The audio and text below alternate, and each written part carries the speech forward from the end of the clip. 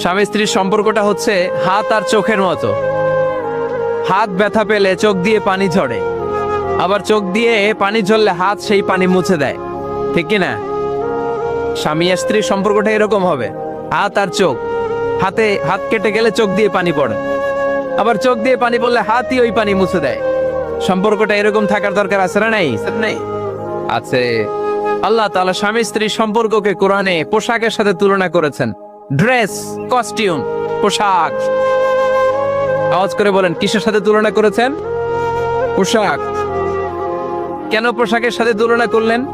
কারণ পোশাক মানুষের লজ্জাস্থানের হেফাজত করে। ইট কভারস আওয়ার প্রাইভেটস।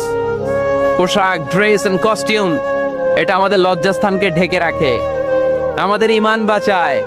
তেমনি স্বামী তার স্ত্রীর চরিত্র হেফাজত করে, স্ত্রী তার স্বামীর চরিত্র হেফাজত করে, ঠিক কিনা? এজন্য আল্লাহ তাআলা মেটাফরিক্যালি, রূপক ভাবে স্বামী স্ত্রীকে পোশাকের সাথে তুলনা করেছেন। আবার পোশাক পরলে খুব সুন্দর লাগে, ডিজাইন করে, এমব্রয়ডারি করে, বিভিন্ন ডিজাইনের, বিভিন্ন স্টাইলের, বিভিন্ন ফ্যাশনের পোশাক মানুষ পরে।